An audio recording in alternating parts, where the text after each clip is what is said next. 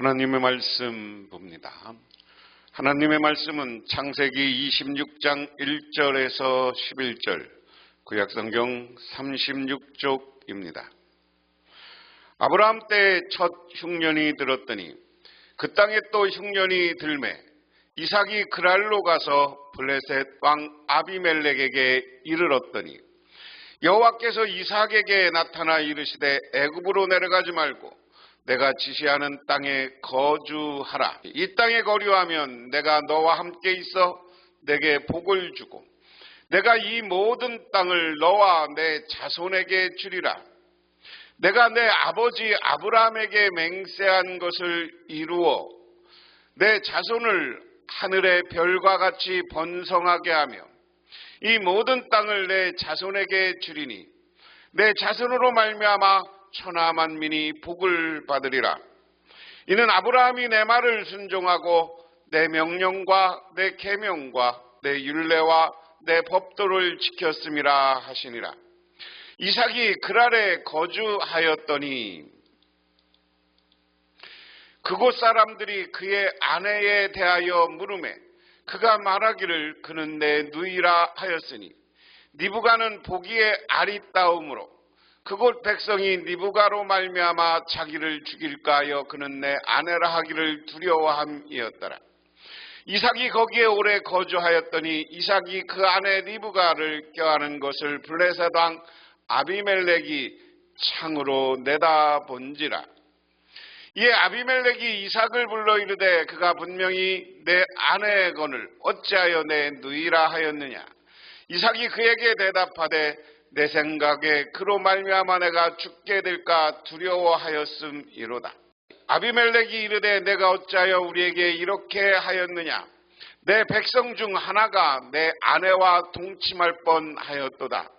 내가 죄를 우리에게 입혔으리라. 아비멜렉이 이에 모든 백성에게 명하여 이르되 이 사람이나 그의 아내를 범하는 자는 죽이리라 하였더라. 아멘. 창세기는 계속 이런 틀 안에서 쓰였다. 자, 구약성경에는 이렇게 축복을 받습니다. 축복을 받으면 죄를 짓거나 죄를 짓지 않는 경우도 있습니다만 하나님의 시험이 오는 경우도 있어요. 고난이라는 게 와요. 그럼 이 고난은 죄를 진 사람들은 회개해야 되고 죄를 짓지 않은 사람들은 하나님께 기도하면 하나님이 죄를 진 사람은 용서하고 죄가 없는 사람들은 그 기도의 응답으로 축복을 주신다. 자, 오늘은 약속의 복을 받은 믿음의 후손들 이렇게 이야기했습니다. 그런데 그 가운데서도 그 약속의 복을 받기 위해서는 하나님 앞에 바로 서는 것이 중요하다. 그래서 오늘 말씀에 보면 먼저 이삭이 그랄 땅으로 내려가다 그랬습니다. 26장은 이삭에 대한 기록이지만 1절은 아브라함에 대한 언급으로 시작합니다. 자, 일찍이 아브라함 때 그 땅에 흉년이 든 적이 있는데 이삭 때에도 그 땅에 흉년이 들어서 이삭이 그랄의 블레셋 왕 아비멜렉으로 갔다. 주님께서 이삭에게 나타나셔서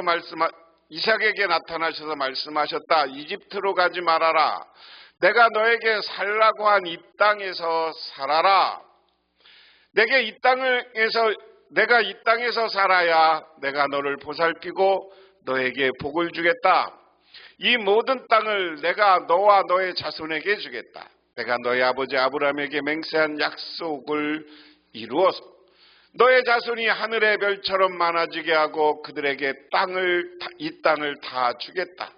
이 땅의 모든 민족이 내 씨의 덕을 입어서 복을 받게 하겠다. 다시 보면 26장은 이삭에 대한 기록이지만 1절은 아브라함 때에 대한 언급으로 시작합니다.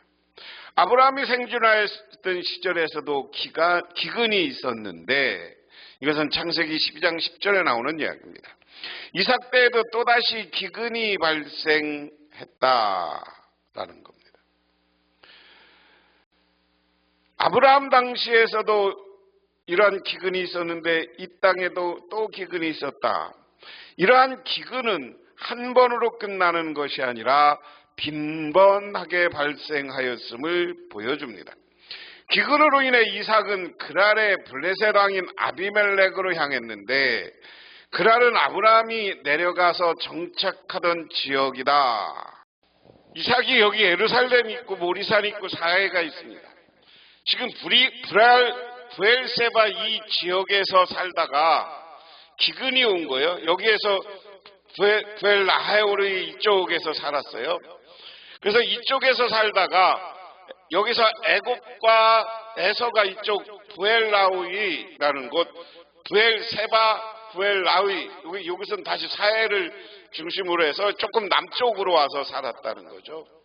여기 브엘세바는 아브라함 종이 하란에서 리브가를 데리고 온 것은 브엘세바고요. 결혼하고 나서 이쪽 브엘라헤로 지역에서 살았다. 그런데 여기에서 기근이 만난 거예요. 근데 이쪽으로 가면 이집트인데 하나님이 뭐라고 하느냐? 이집트로 내려가지 말고 이 그랄로 가라라고 했다는 거죠. 지역은 그렇게 보면 되겠고요. 그러면서 그랄로 가라고 하면서 그랄 땅에서 살아라. 그러니까 여기는 이삭이 살던 곳에서 조금 서쪽으로 가서 바닷가가 있는 지역이에요. 바닷가가 있는 지역이 기근이 와도 좀 비가 좀 더 내리고 이슬도 맺히고 하니까 이삭은 그 당시에 농사도 지면서 주로 했던 직업이 양치기니까 그곳에 초원이 있었을 것이에요. 그런데 오늘 여기 중요한 건 하나님이 이삭에게 또다시 약속하는 겁니다. 이 고난의 과정 속에서 자기가 어찌할 바를 모르고 기도하고 하나님을 의지했을 때 하나님은 다시 약속을 해주셔요. 약속의 복. 하나님은 축복을 약속해줘. 반대로 얘기하면 축복을 약속해 주는데 이 축복의 약속은 뭐냐? 아브라함에게 약속했던 것의 반복이다. 약속의 복은 뭐냐? 아브라함에게도 이와 똑같은 이야기예요. 너의 자손이 하늘의 별처럼 많아지게 하고 그들에게 이 땅을 주겠다. 그 다음에 이 세상의 모든 민족이 내 씨에 덕을 입어서 복을 받게 하겠다. 너는 이집트로 가지 마. 그랄로 가. 그러면 그랄 땅에서 살면 내가 너에게 너희 아버지 아브라함에게 약속한 것 같이 똑같이 너를 축복해 줄 거야. 그리고 이 땅을 나중에 네가 차지하게 할 거야. 너 후손이.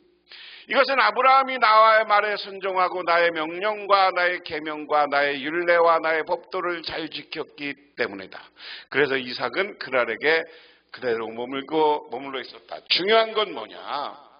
이삭에게도 약속의 축복을 주는 건 아브라함이 나에게 순종했다라는 거예요. 제일 중요한 건 우리가 축복받는 비결이에요.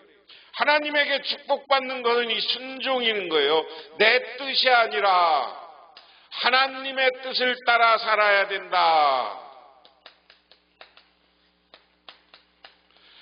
오늘도 이게 제일 내 뜻이 아니라 하나님의 뜻을 따라 살아갈 때 하나님은 우리에게 은혜와 축복을 내려주는 거예요.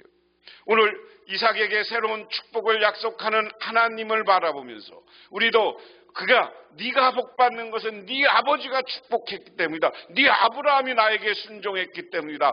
그래서 나는 너에게 똑같은 축복을 하겠다.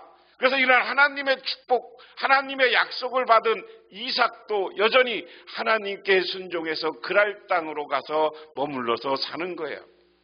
그 다음에 아비멜렉의 보호, 이 내용은 좀 사라에게도 있었던 내용이지만 이 내용을 반복해요. 자, 왜 이 내용이 나왔을까? 쭉 보면 그곳 사람들이 이삭의 아내를 보고서 그에게 물었다. 그 여인이 누구요? 이삭이 대답하였다. 그는 나의 누이요. 이삭은 그는 나의 아내요 하고 말하기가 무서웠다. 이삭은 리브가가 예쁜 여자이므로 그곳 사람들이 리브가를 빼앗으려고 자기를 죽일지 모른다고 생각했기 때문이다. 이삭이 그곳에 자리 잡고 산지 꽤 오래되어 어느 날 블레셋 왕 아비멜렉은 이삭이 그 아내 리브가를 애모하는 것을 우연히 창으로 보게 되었다. 자, 그랄 지방에 갔는데 이곳은 어디야? 아비멜렉이 살고 있었습니다. 이 아비멜렉은 이 블레셋 왕으로 과거에 아브라함과 사라에게도 이런 비슷한 사건이 있어서 아브라함을 지켜주고 그곳에 살게 했던 왕이에요.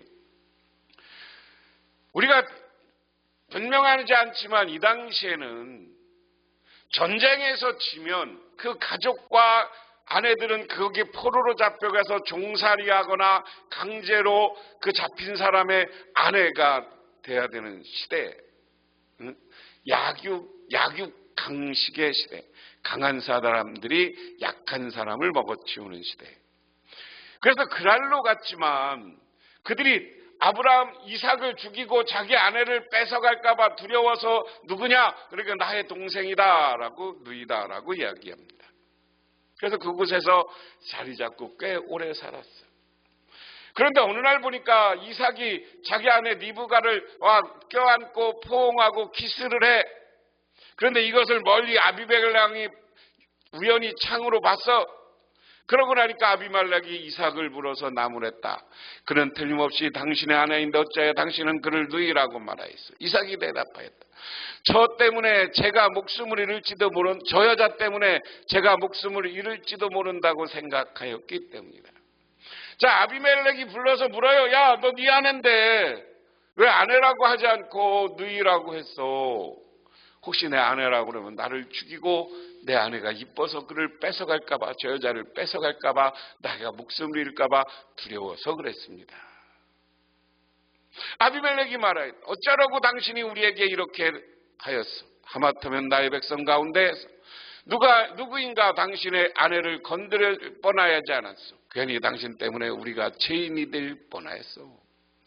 당신이 똑바로 얘기했으면 가는데 왜 우리를 죄인 만들려고 했어? 어쩌려고 그랬어?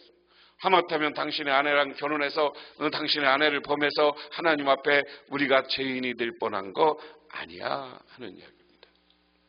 아비멜렉은 모든 백성에게 경고를 내렸다. 이 남자와 그 아내를 건드리는 사람은 사형을 받을 것이다. 아비멜렉은 이삭을 불러서 리브가의 누이라고 속인 것을 책망합니다. 이에 대해서 이삭은 아브라함과 유사하게 리브가로 인해 죽음을 당할까 두려웠다고 말합니다. 이러한 두려움은 이미 7절에 표현되어 있습니다. 더 나아가 아비멜렉은 만약 어떤 사람이 리브가를 아내로 취했을 경우 내가 죄를 우리에게 입혔으리라고 생각하며 이삭으로 인해 죄를 지을 뻔했다고 책망합니다. 이 발언은 이삭이 불의하고 아비멜렉이 의로웠음을 암시합니다.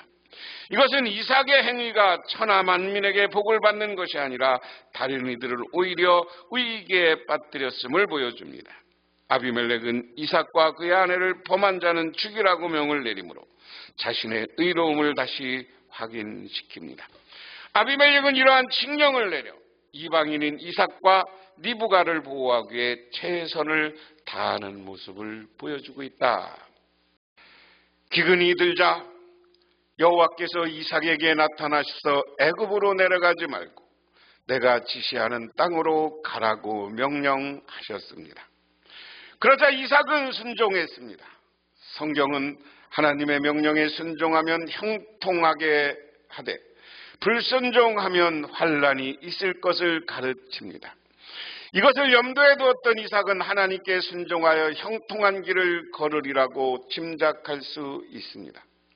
그런데 하나님은 이 모든 땅을 너와 내 자손에게 주리라, 내 자손은 하늘의 별과 같이 번성하게 되겠다는 등의 말씀으로 형통에 대한 미래의 약속을 하지만 이삭은 당장 어려움을 겪습니다. 이삭의 모습을 보면 하나님의 말씀에 순종했음에도 불구하고 고난을 당하는 경우에 대해서 생각해 볼 수 있습니다. 형통이란 외적 성공을 가리키는가 말씀에 순종했는데도 어려움에 처한다면 그럼에도 불구하고 우리는 하나님의 명령에 순종할 수 있는가? 하나님은 이삭에게 명령하시며 내가 너와 함께 있겠다라고 약속하셨습니다. 이스라엘 백성에게 가장 중요한 것은 하나님이 함께 하시는 것입니다. 이삭이 이방 땅에 거주하며 어려움이 직면할 수 있지만 고난 중에서도 하나님이 함께 하시기 때문에 살아갈 수 있습니다. 이방 땅에서도 하나님은 당신의 백성과 함께 하십니다. 이삭은 그랄 지역에 대한 선입견을 갖고 있었습니다. 그는 아브라함과 마찬가지로 아내로 인해 자신의 생명이 위험할 수 있다고 판단합니다. 하지만 그랄 지역은 악한 땅이 아니었습니다.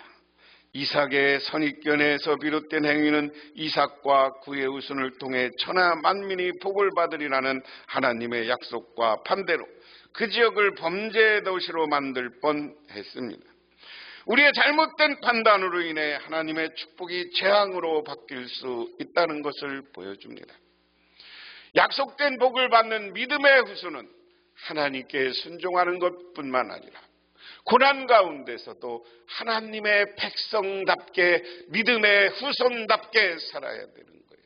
그렇게 될 때 하나님은 우리를 축복해 주는 거예요. 세상적인 술수나 세상적인 방법을 활용하면 하나님은 우리에게 복을 주지 않고 오히려 죄짓게 만들어요.